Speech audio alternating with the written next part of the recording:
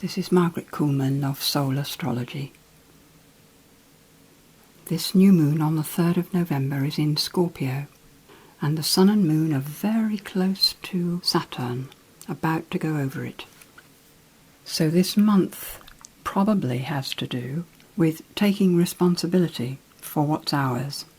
Obviously we're not supposed to take responsibility for anybody else's, but the responsibility in Scorpio is for what the depths of our emotions are actually asking for. The power of intention is strong, but our consciousness is like the tip of the iceberg, and all the rest, the unconscious, has its own intentions, which generally is what we meet during the day. So taking responsibility for this, it would be very desirable to know what those intentions are. The wonderful thing about this chart is how the pattern is all leaning in towards the North Node. My feeling about the degree of the North Node at any point is that that's where the universe from our perspective, and the Earth's perspective, is showing us the best that's possible in that area. Sun, Moon and Saturn are very close to it. But this month, Mercury retrograding through Scorpio is right on it, and Mercury is our consciousness, our communication. So whatever we consciously desire, communicate, express, could well be exactly what's needed at this time. The great pattern that's been happening for many months now has moved around a little, but still the outer planets are holding their supportive relationship with each other. Saturn and Pluto and Chiron and Neptune.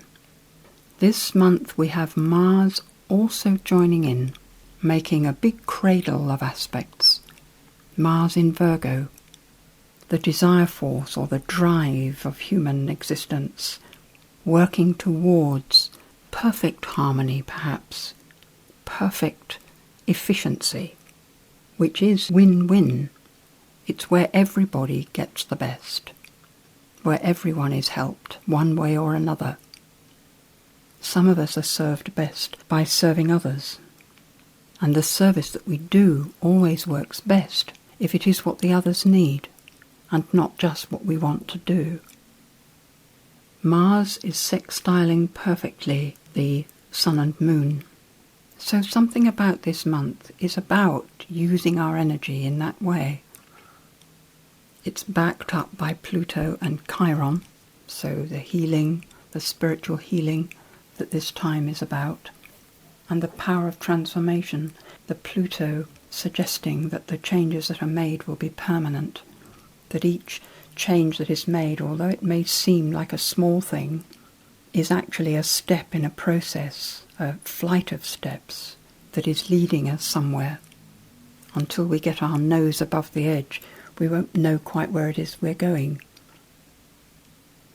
It's only Uranus this month that's doing anything else, and beautifully, at this time, the middle of the fleet of squares that Uranus is making to Pluto.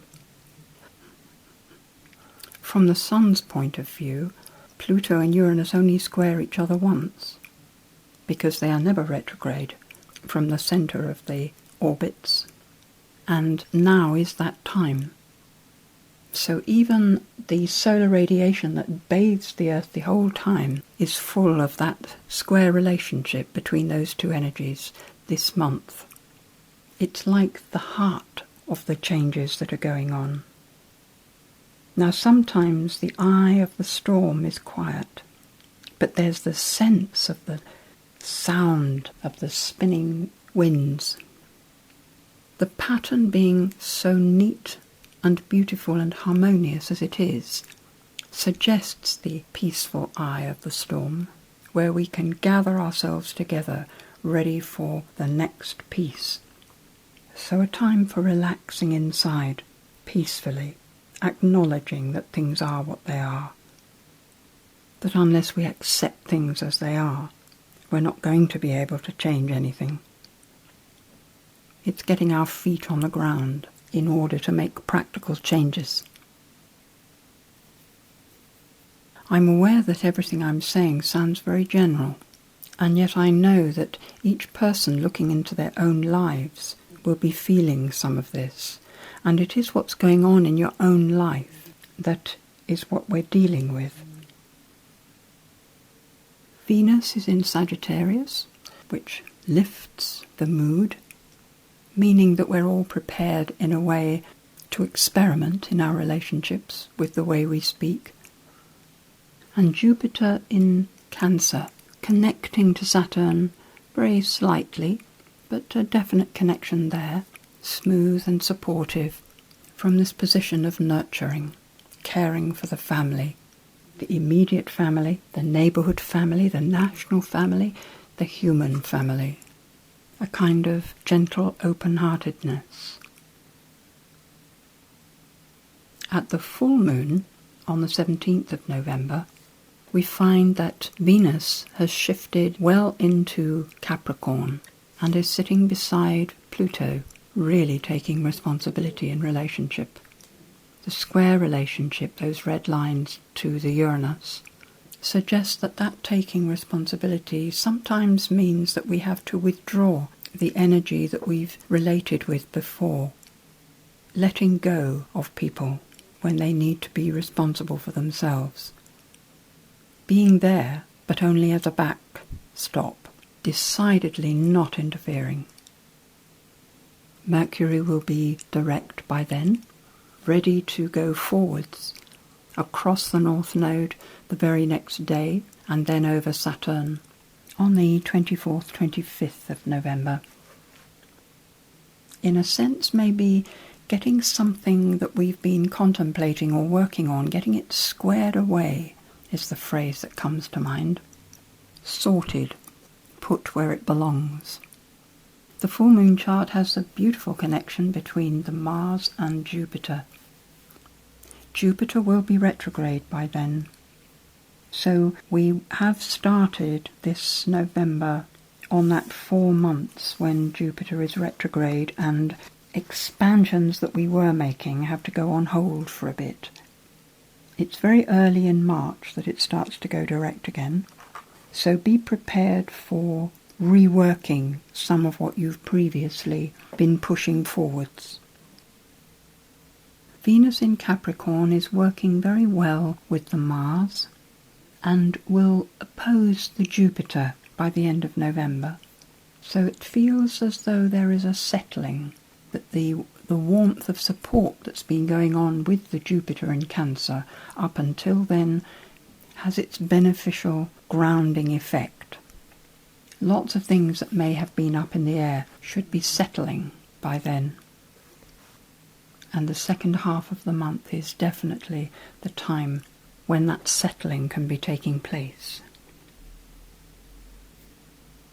So in spite of all that's going on in the world, this seems to me a month for finding that peaceful place in the centre of oneself, where everything in its movement can take its right place and move at the correct time.